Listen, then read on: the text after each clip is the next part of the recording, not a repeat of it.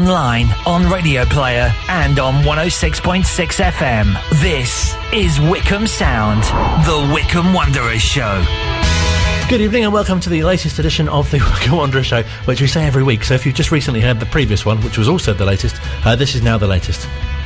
Yeah, you see, it used to work when you numbered them, because then at least you'd know, volume 4, volume 5 of the Wycombe Wanderers Show. If you're listening chronologically, this is the latest. Yeah, it doesn't really work. No, but it's a real good feeling about this show, generally, I think, anyway, because obviously we're celebrating, if that's the right word, back-to-back victories over the Easter bank holiday weekend. It is only the second show that we've ever done where we're coming off the back of 6 points. It's very exciting. It really is.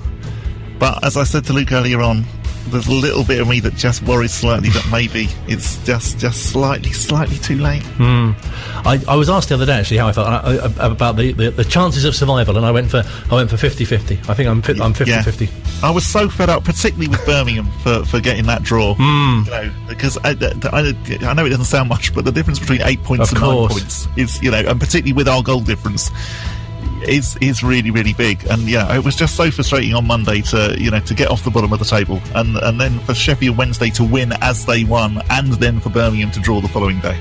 Just like, oh, come on, why can't the results go for us? It's so tight, isn't it, as well? You look at, there's just 2 points. 2 points between both, but obviously Rotherham, as we were discussing earlier, they've got games in hand as well, which... Yeah, and that's another thing. It's not as if you can think every time sort of, oh well, okay, after the Sunday game or whatever, we'll know where everyone stands, because you don't at the minute, because Rotherham have still got those 4 games to play, and Sheffield Wednesday have still got one on us. I'm sure that the run-in is sort of traditionally known, isn't it, as the last kind of 6 games, which is what we're down to now as well, and we'll hear from the manager throughout the programme actually, but talking ahead of the Luton game. Caught up with him this morning, and he was saying he's challenging the players to literally win, as you'd expect, the last 6 games. Yeah, of course, Luton, we've never beaten Luton at Adams Park, so it's a high time that we did. In the same way that we were saying, well, we've never got anything out of Coventry at all, and we did. Well, this is clearly the season where actually we are going to get something against Luton Town at Adams Park. Also coming up this evening, on the 8th of April, the 20th anniversary of Keith Ryan's fantastic goal in the FA Cup semi-final against Liverpool at Villa Park. We'll be speaking with him as well. But first, we'll focus on Good Friday and then Good Monday after that as well. Here's the manager speaking after the victory over Blackburn. Yeah, we've changed slightly, formation, style a little bit.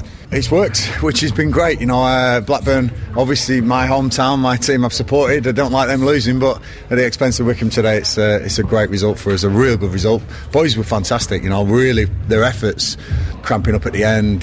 We soaked up a lot of pressure second half, but I thought we deserved the game. I think we were the better side. I thought we had one cleared off the line. We had multiple chances first half. A set play, everyone will look at that and think it's good old Wycombe, but hopefully they'll see a little bit more in that performance today, because really, really proud of the boys. As always, gives us a chance still. Listen, I don't think anyone expected to get 20 points, never mind 30, so we're at the dizzy heights of the Championship. We're loving where we are, and my boys will keep fighting till the final whistle on the final day, and that's Wycombe Wanderers. Something that really comes across there, obviously, well, in every time Gareth speaks, seems to be his positivity, but just the fact there that the expectation of other people outside the sort of the Wycombe camp would be, how would you have got 30 points? Yeah, definitely. The thing that really struck me was where he then talked about the fact that we changed formation. He sounded surprised that it worked almost. It was like, we changed formation and it worked. It was a really, really good performance. Interesting that we went with a back 3. Anis Mehmeti, I thought, was fantastic. Played really, really well. And was wonderful in how he then won the corner, which we then scored from. And fantastic as well to win against a side which, beat us so heavily earlier in the season. I know there are several factors which kind of helped as well, being with the international break only being quite soon after, and Blackburn had players out, I think, as well.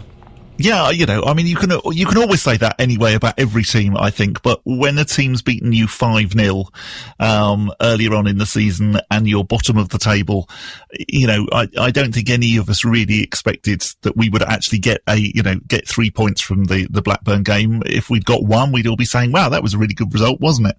But actually the fact that we managed to get all 3, I know that Blackburn haven't quite had the season that maybe those of us that were lucky enough to be at Ewood Park afterwards, where we were saying, goodness me, they look like they're finally going to sort themselves out and actually get promoted out of the Championship. It clearly hasn't gone that way. Really interesting to see as well, and I've said this a good few times, that actually if you then look for various news items on Wycombe afterwards, you always then get the opposition's local newspapers coming up in the search. And once again, it's all lowest point of Blackburn season, and it's been exactly the same like when we beat Birmingham and Sheffield Wednesday and Cardiff. They take it in such a bad way. It's like, goodness me, how on earth can we have lost to Wycombe? And it does make quite amusing reading, to be honest. But must be such a boost to go into the Rotherham game as well on the Monday, and to have scored so early as well. Yeah, definitely. I mean, it must have been a really, really good confidence boost, because obviously, we were so unlucky against Rotherham on the first day. That really did almost set the season up in the way that it's actually gone. And you feel, we could have got a draw, we could have got a 0-0 draw, but we could have easily snuck that game. We could have won it.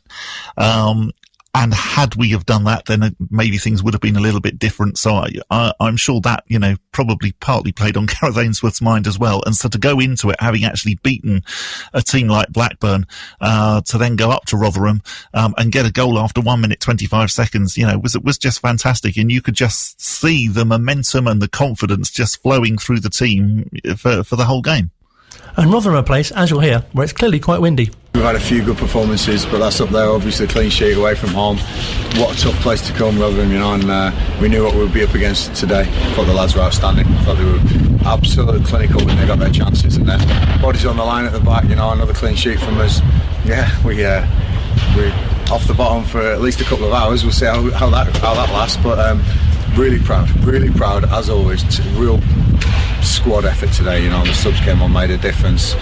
But the spirit in the hotel last night was one of, we've got nothing to lose, we're going for this. I just wish we could have had a full squad fit at the start of the season. It would have been such a different story.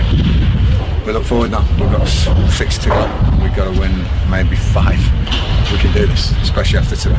You said many times that getting that first goal is so important, and obviously to get it so early must just ease any nerves that might exist. Yeah, in both boxes is where this league is determined, and Admiral Musquich took to a great finish. It's not an easy one, that. It looks like he's clean through on goal and he should score. It's not an easy finish at all.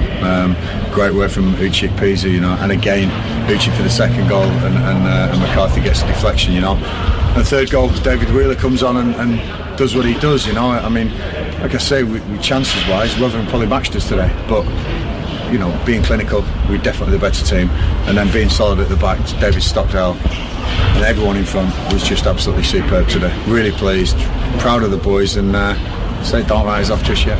We spoke after you beat Preston at home, and you told me then that you can do this. Yeah. Where does that belief come from? Not just from yourself, but obviously in that dressing room as well. Do you know what? I wake up every day feeling lucky and never feel entitled to anything. You earn everything you get, and every day I wake up feeling you're a lucky man to have what you've got, get in there, inspire these guys, because there's a chance we can survive. How many people will swap places with us right now? There's 20 teams that wouldn't. They're in the Championship and they're above us, but there's so many teams that would swap places right now with Wycombe Wanderers to have 6 games to survive in the Championship. Wow, what an exciting encounter this is going to be for the rest of the season. And I preach that to the boys: stay humble, stay human, because you never get anything, you earn everything you have to, and they've earned it today. And of all the teams down there, you're the ones with momentum. I think that's 10 points out of the last 15 available. Well, if there's a time to get momentum at the end of the season, it's not a bad time to get it. Both Barnsley and Luton showed that last season. Whether we can do it or not, it's going to be in the gods and in the Wycombe players, but we'll give it a right go, I'll tell you that. As well as the wind, it does sound like Rotherham's being rebuilt. I was just going to say that it's definitely another one that we'll have in our competition of what on earth is going on behind Gareth Ainsworth during the interview. Is that what happens after games? They just take the stadium down and then put it somewhere else? What on earth was going on? Number one, I didn't remember it being that windy on Easter Monday. And windy. Number two, yes, it sounded like they were, rebuilding the New York Stadium. It'll be lovely when it's done. Yeah, exactly. It'd be very nice. I'm very pleased to say we can get the thoughts of our guest, who in about sort of 10 or 15 minutes we'll be talking mostly about him. But Keith Ryan joins us. Hello, sir. Hello, how are you? Yeah, really good, thank you. Thank you so much for your time. Obviously, the 8th of April is a date which will kind of stick in your mind for a while, I suppose. But 20 years on as well, that must be hard. Does it feel like only yesterday? Do you know what? Yeah, it does. I mean, it certainly doesn't seem like 20 years ago, but you'd have had to remind me that it was the 8th of April, and I had no idea. in fact, when I was invited onto the show, I was thinking, I wonder what that's all about, maybe. But yeah, no, fantastic memories. As you say, the years have flown by, haven't they? The seasons have flown by. Yeah, it seems a long time away now, but yeah, great memories. Because I know you did quite a bit of media sort of earlier in the year, didn't you, for the Spurs game as well, which must have been nice to kind of bring it all back as well with the FA Cup.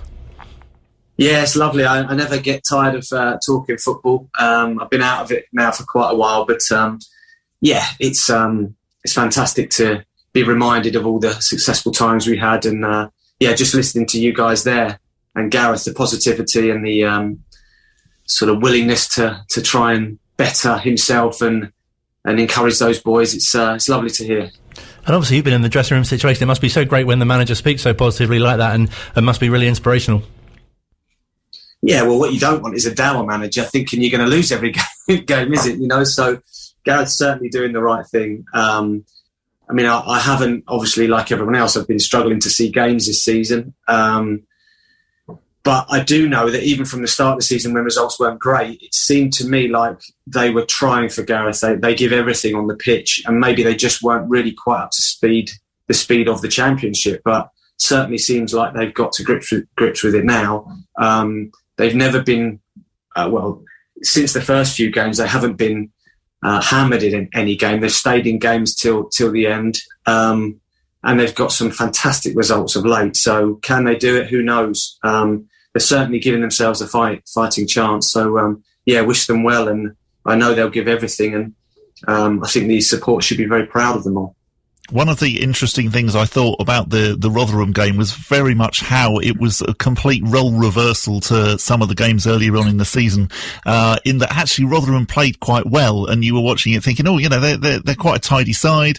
They had a good few chances, a good few crosses where they had an unmarked header which just went wide every time.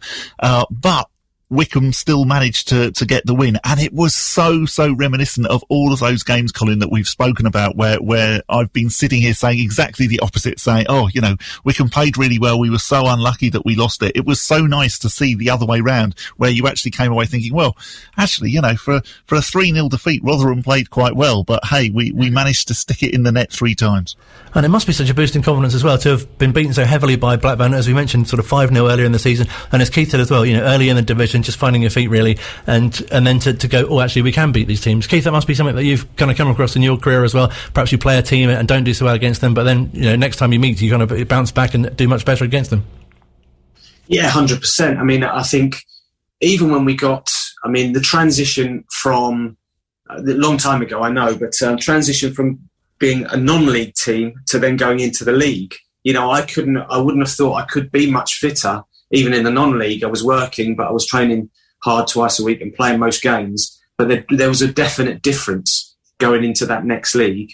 So each time you go up a level, the fitness, the sharpness, the speed of thought, all of that changes when you play, against a top side, a Premier League side. That's generally the reason why they're playing in the division they are, because their speed of thought, the passing's much crisper and better. So it does take time.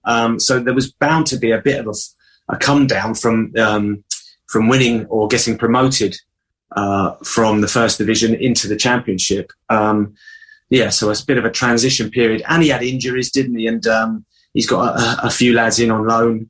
But they, as I say, they've really got up to speed now, and seem to be coping with it brilliantly. And you must have found as well from your time that you get to this stage of the season and, form doesn't seem to matter so much for opposing teams. We're playing Luton at the weekend, they've lost their last 2, but I guess for this stage of the season, you've only got 6 games left, and it's whoever you're playing, it's literally, sort of take on each oncomer, if you like. Yeah, 100%. I think there's a focus now, isn't there? Mid-season, it might have been a bit of a drag, cold weather, no fans, not getting results. Really difficult to keep enthusiasm, to inspire those lads. But Gareth does it right. You know, he's a really charming guy.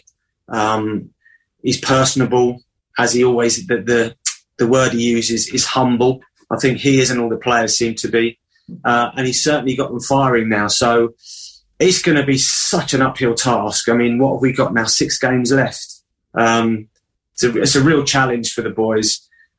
Gareth thinks he may need to win 6. You might get away with 5, but, you know, any less than that is going to be a struggle to stay in the league. But, he seems to be doing the right thing, and I wish them all the best. I mean, it would be an incredible achievement, but so was promotion last season, so I wouldn't write it off. Keith, when you're at this stage of the season as a player, is it easier to play against those teams that are fairly comfortably in mid-table rather than the relegation teams that are in that battle? Because that's definitely sort of how it came across, particularly against Blackburn, where really they looked fairly safe, and we just clearly wanted it more on that particular afternoon. Yeah, I think it does. I mean, the edge is taken off it a little bit. If you have no real aspirations of reaching the playoffs, or, you know, you feel it's out of your reach, then there has to be an impact in that. Those guys fighting for their lives, you know, in terms of relegation. You'd like to think they're giving everything and giving a bit more. So, yeah, I would say there's probably an element of truth there. You want to steer clear, really, of the top sides and the bottom sides. You know, all those players now, the Wycombe lads have got to the Championship by right. They don't want to lose their status as Championship players. I mean, yeah, even the guys at the top of the league wouldn't want to play Wycombe because they are fighting for everything. So, yeah, I think you're right. You know, rather play a mid-table side at this stage of the season. And that was why, again, you know, it was so great what happened on Saturday and then Easter Monday, but at the same time, so frustrating then that, of course, you know, everybody else, the Sheffield Wednesday won and then Birmingham got the draw. You know, yes, we are fighting for all we can, but we know that everybody else is as well. Yeah, 100%. Yeah. You're going to have days like that, you know, some of your best days in the changing room, you know, having performed brilliantly and got results. Then news filters through from other grounds sometimes it's disappointing. You can only do what you're doing, you know. It would have been a nice shot in the arm to have results go our way, but sometimes that happens. You just got to try and look after yourself, and it's draining, you know. Staving off relegation is difficult. You know, as everyone would tell you, any ex-player would say, it's nicer to be challenging at the top of the league. You don't feel as though you can slip up at the bottom. You know, it's really tough. So, yeah, still a mountain to climb for us. But, they'll take on the challenge, I'm sure. Great to get the thoughts of Keith Ryan on the Wycombe Wanderers Show this evening. In a few moments' time, we'll be speaking to Keith Ryan. This is Wycombe Sound. Still to come on this week's episode of the Wycombe Wanderers Show, we'll hear from manager Gareth Ainsworth talking ahead of this weekend's game against Luton, after which there'll only be 5 games left. A bit concerned by this. There'll be not many now. But also, this week, I'm very pleased today, we're chatting to former Wycombe Wanderers midfielder and a person who you might have heard earlier in the series of our shows. We got to chat to Martin O'Neill and was talking about the time that Keith Ryan came to the club. And I think it might be got a well-known story, but Keith, it would be brilliant to sort of hear it from you as to how you sort of became a Wycombe Wanderers player. He wasn't criticising me by any chance, was he? Right, okay. So I don't know what part of the story you heard, but I was playing at Berkhamsted Town along with all the guys I'd played youth football with, and I try not to bore you with it, but we played in an FA Cup game against Gravesend and Northfleet. We subsequently lost the game, but we were all sort of 17, 18 years old. Good group of lads. Good footballers, all of us, not too bad. We lost the game. Wycombe then went on to play Gravesend and Northfleet in the cup the next game, and someone happened to mention, you know what, you want to go down to Berkhamsted and have a look at a couple of boys down there, they're not too bad. The invite came in from Wycombe for a couple of lads to go and train with Wanderers, which at the time was probably 3 or 4 levels above where we were. one of whom was my cousin Steve. The other one wasn't me, as it happened. The other guy didn't want to go. My cousin Steve Whitby went and played 2 or 3 reserve games. I managed to persuade one of the coaches there at the time, Jim Melvin, to give me a trial. I trialled, played 2 games at the end of one season in the reserves, and then was invited back for pre-season training. So, yeah, it was very fortuitous. But if you don't ask, you don't get sometimes. I felt I was ready to take a step up, maybe not 4 levels, but then I did everything I could to stay fit and healthy in the off season. Turned up there, fit, strong, healthy, willing. And Martin, I think took one look at me and thought, well, might be lacking a little bit, needs to get up to speed, but certainly turned up fit and raring to go. So, yeah, that's the sort of the long and short of it. That's an amazing story, just because then, so basically the reason that you played for Wycombe Wanderers was really because of the FA Cup draw and the fact that actually Berkhamsted and Gravesend and Northfleet happened to come out together. Yeah, 100%. I mean, I was playing for Berkhamsted Town in an average league. We were probably mid-table. Nobody was tearing up trees. I certainly wasn't, just ticking over. We all played pretty well on the day of the Gravesend game. Well, certainly well enough for someone to notice, because Gravesend were a couple of leagues above us then at the time. So, yeah, a chance conversation between their manager and someone involved at Wycombe meant that, again, I wouldn't know who it was that made the call. Maybe a John Reardon, maybe an Alan Hutchinson. These are names from back in the day. Maybe a Jim Melvin. Made the phone call to Berkhamsted Town and invited a couple of lads down. So yeah, it's incredible, really. And then I suppose once you've been given that opportunity, then it's about taking it. So I was certainly convinced that I wasn't going to let that opportunity slip through my fingers. And to then go on and have the career that I had and captain the team, can be quite proud of the route through that I came. So. Yeah, all good. It's an incredible story, isn't it? Especially, as you say, when you look back at how long you were at the club and the different kind of teams that you were involved with and how it progressed, obviously, from being a non-league club to a football league club, and from players that were working, sort of day jobs and then playing as well, to going full-time as well. Yeah, no question. I think this is what I try to say. I'm not involved in football at the moment, but I do watch a little bit of local football, and I try to tell anyone that will listen that you don't know how close you are to that. I harboured no real aspirations of being a professional footballer. I loved it, always have done. My enthusiasm for football's never dipped. I always loved it when I was playing on a Sunday morning, on the parks, whatever state the pitch was. I just loved playing football, and I was given an opportunity, and I grabbed it. I had to get up to speed pretty quickly, don't get me wrong, but this certainly could have passed me by. And so I do say to other lads in the same situation, a little bit of dedication, a little bit, doing a bit extra, maybe fitness, whatever it might be. I mean, stupidly enough, just going to the park all the summer that I knew I was going to Wycombe for a trial pre-season.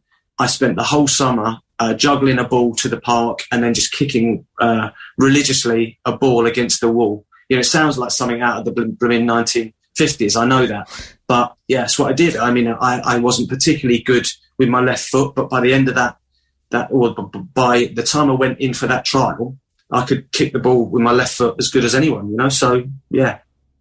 And it must be so pleasing for you to have had the length of career that you did. We had David Jones on a couple of weeks ago talking about, obviously, he was so pleased that, not having any arthritis in your knees, considering the problems that you had with that. And it was a fantastically, sort of long career and successful, obviously, the injuries as well. But again, that must be so pleasing to have recovered from that. Yeah. I mean, you probably know my background. So I was flying really in the first few years. I had a sort of fairy tale journey into, the first season playing at Wembley in the trophy final. The second season, I think we were joint top but didn't go up or something like that. The third season, won the double, got promoted. the next season again, we got promoted again. Then I got injuries. I got a cruciate injury, which was, yes, anyone would tell you it's the hardest thing to cope with in football. I was out for a year. When I was told it was bad, Martin O'Neill came to see me at my house with my parents and gave me some advice. He said, there's one guy that's getting guys, pro footballers, back playing to a good standard at the moment. It was the same guy that did Shearer's knee and Niall Quinn's knee at the time, and he gave me the opportunity to go and see this guy up in Cambridge. His name was Dr. Dandy, and he did a groundbreaking surgery on my knee, which enabled me to come back. I wanted to be the quickest back of anyone. The fastest was 8 months. I was going to be 7 months, because I just thought that would be the way, and it was a bit demoralising at times because 8 months went, 9 months went, and pretty much it was a year all told that I sort of got back going again. And managed to get myself back in the side fairly quickly, played 15 games and then done my second knee, so done my other cruciate. So I knew what was ahead of me, which was quite daunting. But to have come through that and played a lot of games after that, I can only thank Wycombe for the medical advice I got along the way, and the treatment that I got. Dave Jones was fantastic with me, and it enabled me to play the 500 odd games that I did. Obviously disappointed that I couldn't play. I was 2 years was pretty much 2 seasons was taken away from me, but the fact that I was able to come back and play into sort of mid 30s was incredible, really. It must have taken huge sort of mental strength as well, as you kind of touched on with the time that you were out, but also great physical strength to sort of recover as well. I think so. I mean, that's the times when you are, I'm saying no different to anyone else will say.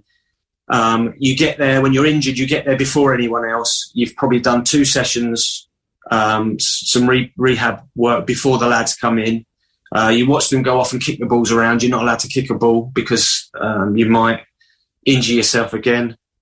You watch them all come in and have their dinner and go home, and then you're off on a 13-mile bike ride, and then you've got a pool session afterwards. So, and that's not what I was paid to do. I was paid to play football. In the professional game, I was so pleased that I was getting paid, but I just wanted to be back out kicking a ball again. So, tough. There's outside distractions. Some people will tell you, all I did was go to the bookies. I was never really interested in that, gambling. Some people would say, I got into drugs or drink. Was never really interested in that. Just head down, try and get yourself fit again. I was still getting paid. It could have been worse. And then, the great thing is that first or second training session after you get thrown in with the balls again and getting through it and knowing that your knees are stable enough again. Yes, then it's about going into the first challenge, and then it's a lot of it is mental. As you say, it's then going, right, okay, I am good enough to get back. My mobility had changed in some ways. You have to adapt your game a little bit, but just great to be given the opportunity to get back out and play again. You mentioned Martin O'Neill. What was he like as a manager? How long have you got? Only half an hour, and we've still got to speak quite a lot about the semi-final. So maybe in like 2 minutes. What was Martin O'Neill like as a manager? 2 minutes, okay. The best that I'd ever worked with. Just a great person, fantastic motivator. Knew the game. People talk about him sometimes, or didn't latterly in his career, of being, an old-fashioned manager, a bit of a dinosaur. Nobody, I think, that worked with him would say that. He taught me the game. He taught me how to win. He was just a breath of fresh air. He took the team at that time on a journey, and if you were willing to listen and try and learn and sacrifice, other things for the glory of promotions and cup runs and, open top bus rides, then you were happy. You know, he just made a happy environment. He was a real hard taskmaster. I mean, there'll be a few people that played under him that didn't like him because you had to give everything, you know, and if you didn't, he'd tell you. So there was no airs or graces about it. It's quite simple. Instructions were given. But if he trusted you, it was a pleasure to play for him. And also, of course, not many people get to play for so many different managers, but be at the same club. That must be quite an interesting sort of experience to have gone through other managers too. Yeah, exactly. Yeah, everyone. I mean, I've probably given a glowing account of how Martin was, but I learned something off of everyone. I won't go through them all, but technically speaking, people like John Gregory, John Gorman, they improved my ability, I think, more because I spent more time on the training field. And perhaps I could have done with a bit more of that earlier on in my career, because, as I said, you know, you've heard the journey. It was quite a raw journey from non-league. Maybe I could have done with a bit more fine-tuning early on in my career, and then had Martin at the end of my career. But you know, he just intent on winning. So I learned that at quite an early age, which stood me in good stead, nonetheless. But yeah, it was really nice. Learned something from every single manager I had. Some great people along the way. Yeah, and it's nice to go on a journey with those managers and the fans. You know, that's the beauty of it.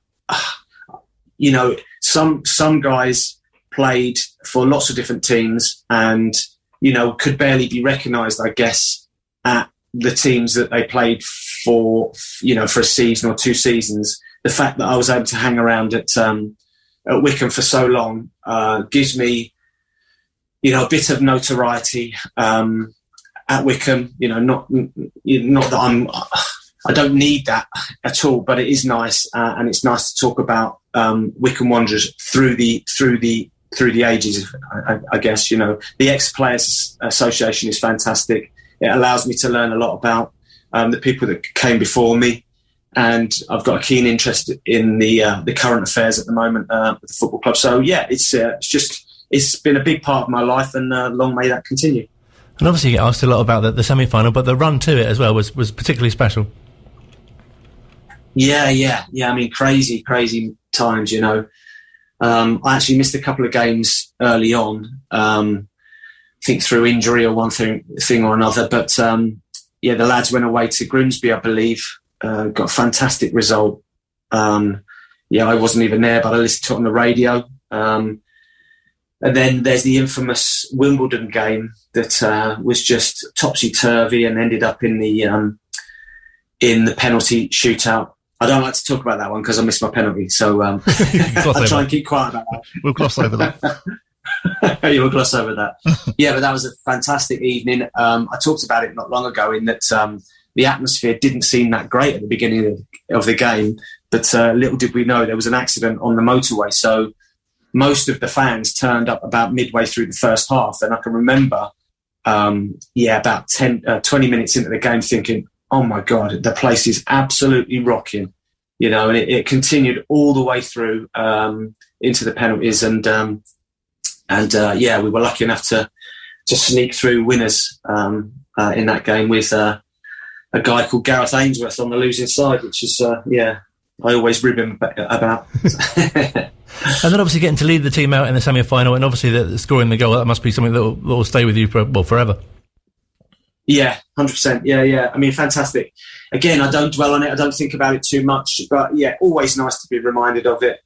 Really proud of the whole team's achievement to get there. It seems like something out of a fairy tale now. Will it be done again? Not too sure. But yeah, we were a good side. That's one thing I would say. Had a lot of senior players in the team and a sprinkling of youth. Again, a never say die attitude. You know, it looked like we weren't going to get through at Filbert Street against Leicester, and then Roy Essendon came up with probably the best header he's ever scored, if I'm honest. Yeah, great celebrations after that, and then to lead the side out at Villa Park was a really special occasion. I've talked about it before. I had some relative success early on in my career, Wembley appearances, playoff wins, things like that. But on the wider scale, when you talk to anyone and mention the FA Cup, it crosses borders. You know, you can talk internationally to people about the FA Cup and the fact that Little Wycombe Wanderers played in the semi-final. It certainly left a mark, and it's something that, as I say, we're all very proud of. When you mentioned the Ex-Players Association, that's such a great kind of idea, if you like, to get players from so many different generations to share their experiences. Absolutely brilliant. Honestly, I think everyone will tell you it's a fantastic thing to be involved in. I've learned so much about the history of the football club. I've met some great guys along the way. They do a golf day each year, which has been brilliantly supported ever since it started. They do a bowls evening, a quiz night. They do an annual dinner, which is due again this November, I would think, because it's generally a November evening that they put it on. And it's just great because the guys that run it, Alan Hutchinson and John Taylor, amongst others, do a fantastic job of reminding people what a great club it is, reminding people of the people that went before my era. We'll be keen for people like Matt Bloomfield, Russell Martin, Mike Williamson, these names that are, a little younger than me, but to get them boys involved in it and contributing and sharing their memories of what great times they had at our brilliant club. Keith Ryan's our guest on the Wycombe Wanderers Show this evening. Final part on the way next. This is Wycombe Sound. Final part of the Wycombe Wanderers Show. Still to come, we'll hear from manager Gareth Ainsworth looking ahead to the game against Luton on Saturday, when there'll just be 5 games left. And we'll be hearing more from Keith Ryan in a few moments' time as well. Great to get his thoughts, though, on obviously what's a huge career and the different managers that he's played under. That with Keith in a few moments' time, but we'll be chatting more to him about that. Should we hear from Gareth, though, speaking a little earlier on this morning. I got to chat to him along with Rob from the Bucks Free Press, looking ahead to the game against Luton. So obviously last weekend, 2 great results. How important was it to pick up those 6 points? Everyone else picked up points, Rob. So we just got to keep doing what we can do and control what we can control. So really pleased we've got the points on board, but we just can't rest on that. We've got to keep going and keep pushing and see how many points we can get. It's like I said earlier. People probably expected us to be the worst team ever in the championship, and we're a mile away from that. We're really surprising a lot of people with what we've achieved in the championship. I think for Wycombe Wanderers, I think we've opened a few eyes, got a bit of respect, and if we could survive, that would be, absolutely fantastic. But just getting as many points on the board as possible is the aim, and that was a great weekend for us.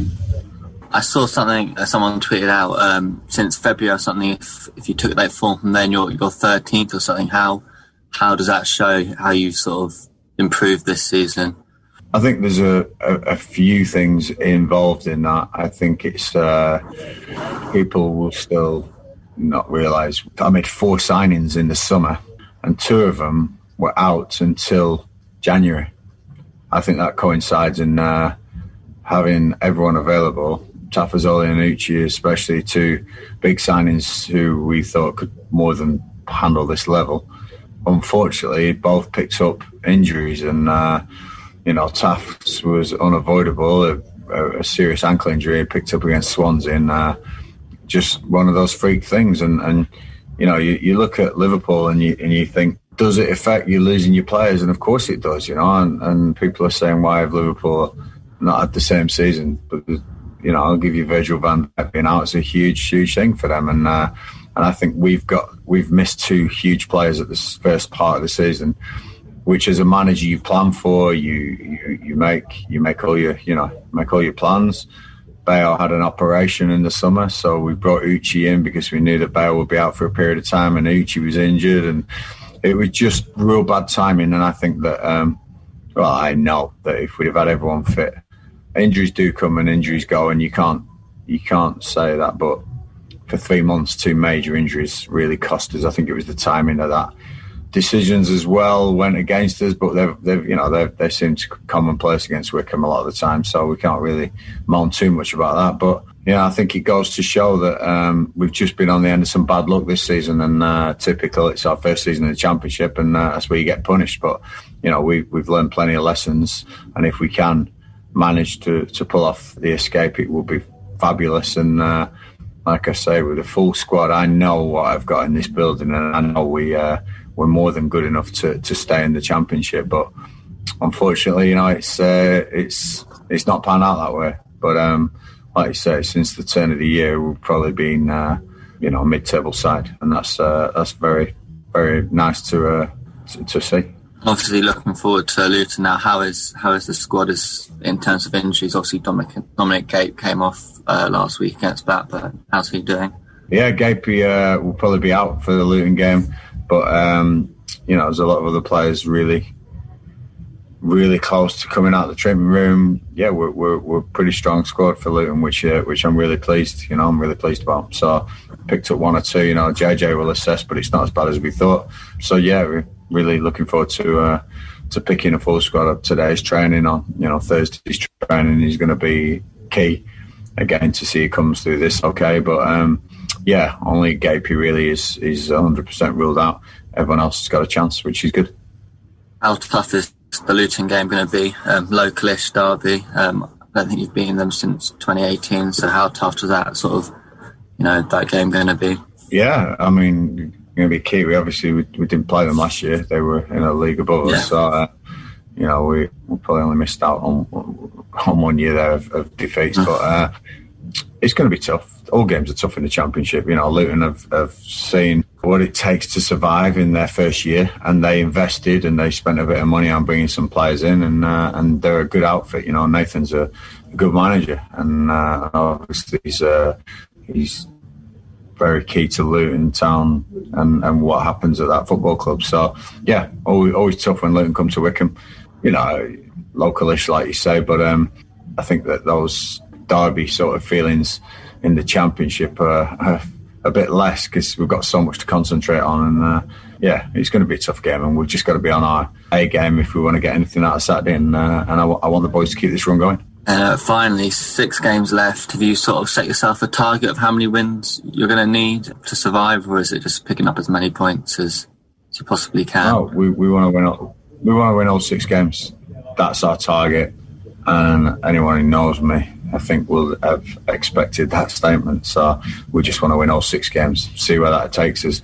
You never know, even that might not be enough, but we want to make sure that we give ourselves the best opportunity. So winning all 6 games is something that I've said to the staff, and the boys know that we go into every game believing we can win it. If we win all 6, let's see where we are. It'd be tough not to do it if you win all 6, but also, like I say, first half of the season, for various reasons, we just didn't pick up enough points, and we'll make sure we put that right if we stay in the league or if we come back.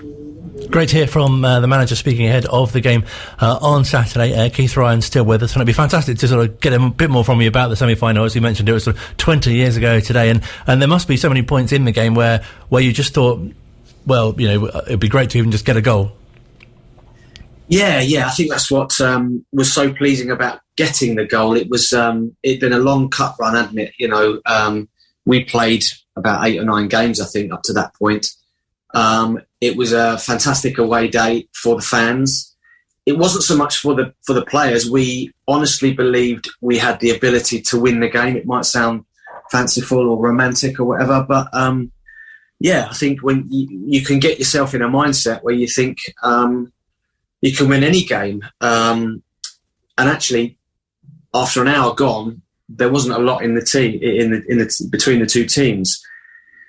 And at that point, maybe just a little after, they brought on Steven Gerrard, who maybe less his performance, but more his presence just changed the whole emphasis of the game in my eyes. I just felt that the Liverpool players just felt that he would be the difference in the game. I think he was I might be wrong, about 21. And at that point, he was having a few issues with injuries and playing lots of games. So they were being quite sensible with him. knowing how good a talent he was and what a prospect he was at that age. They were picking and choosing his games for him. And, he came on with about 20 minutes to go, along with, I think it was Emil Heskey, I think. And that was pretty much the turning point. But then, so they went 2-0 up. And then I was able to get a goal with about 5 minutes to go. And it was incredible, the whole tent full with Wycombe fans, scarves, banners, mums, dads. It just went crazy. The whole end went just ballistic, and it was a fantastic feeling. And I hoped it wasn't just going to be that. We were all like desperate to keep that cup run going, and even if we could have taken it to extra time or penalties or something, just because we enjoyed thoroughly the run, the trip, the adrenaline-filled sort of journey that it was. I've heard Laurie Sanchez say that he really, the team really believed that they could actually go all the way and win the FA Cup. Yeah, it sounds incredible, doesn't it? It sounds incredible. I've even said that we felt we were quite unlucky to get Liverpool. I mean, you'd have wanted to miss Arsenal, no question, but we felt if we'd have pulled Tottenham out that year, then we'd have had a real good chance. Because Tottenham weren't performing particularly well. Arsenal were the side, if you like, that was still left in it. Liverpool had just been to Barcelona and not lost, I think. So they were on a decent run of form. And I don't think Barcelona even managed to score against them, did they? Because that was something that you had up on Barcelona. Well, there you go. Does that make me better than Messi? Surely it does. I think it probably does.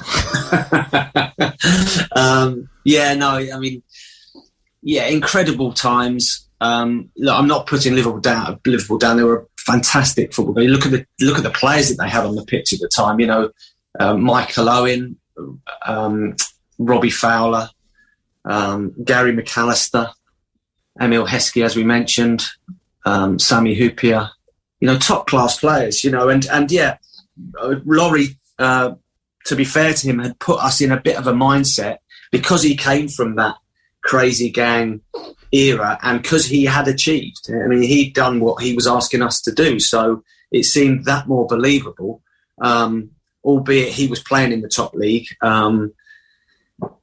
I think when you're talking to a guy that's been through it and done it and scored in the cup final and won the cup, then it becomes that much more believable. It was fantastic, but I've said before, and it's on record, that we weren't skipping and dancing out of that stadium. Everybody, chin were on the floor. It was very disappointing to have gone out. Even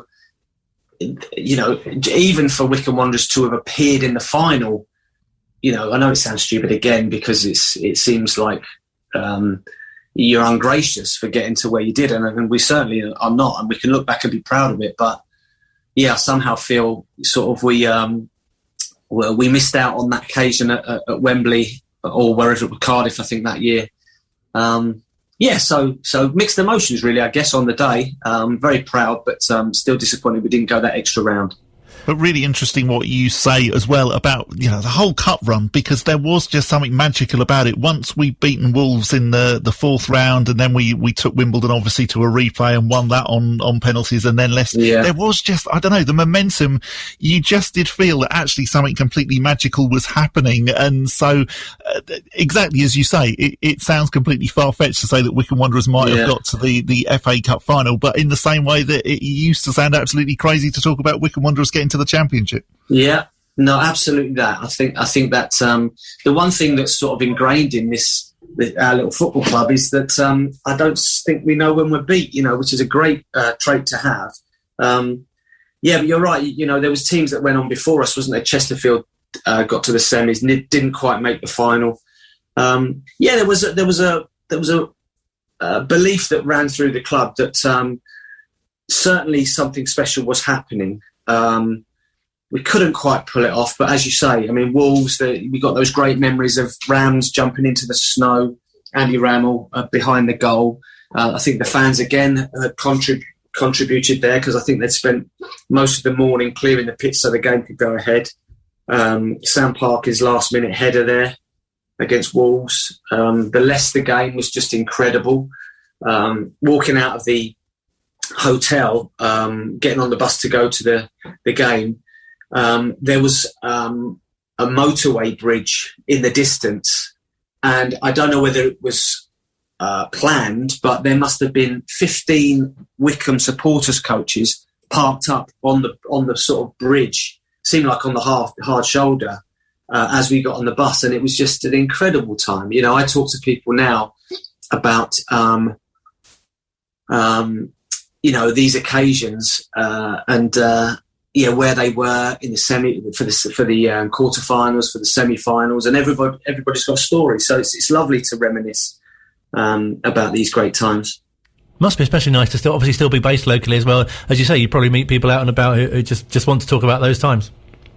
Yeah, I do. Yeah, again, I would say I don't dwell on it too much. It's great having this conversation, but I've got a small flooring company at the moment, and I'm in and out of people's houses, and nobody knows who I am, and I'm on a site, and they're talking football, and nobody has a clue who I am, and they're talking the biggest lot of drivel I've ever heard, but I just keep my mouth shut, and you know, I don't really pass comment because it's not really what I do.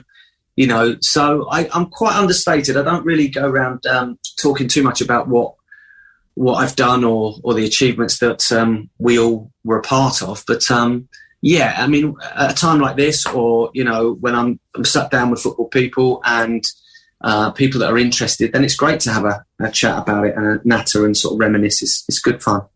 I think something that's been really interesting tonight is you've alluded a lot about how much the fans actually were able to affect some of those games, particularly in the FA Cup run. And clearly this season we haven't had any fans in at all, or bar for a couple of games. And Gareth has very much said that, you know, that he feels that actually if we'd been in the Championship when fans were allowed at Adams Park, we possibly wouldn't be in the position we are now. How much of a difference does it make when you've got, say, you know, the whole Holt end cheering you on? Yeah, I mean, I think you are absolutely right. I mean, imagine the supporters being there at every home game. That's got to have gained you 10 points, no question. It is a buzz. We're all, in some ways, show-offs. You know, it's why we like performing. It's an art in some ways, that football. You know, there's nothing better than scoring a goal and celebrating with the fans. There's nothing better than going in the bar after a game and having a chat and being patted on the back and discussing the game. Yeah, well, I mean, it's been horrendous, really, for the football club and for Gareth and for all those lads.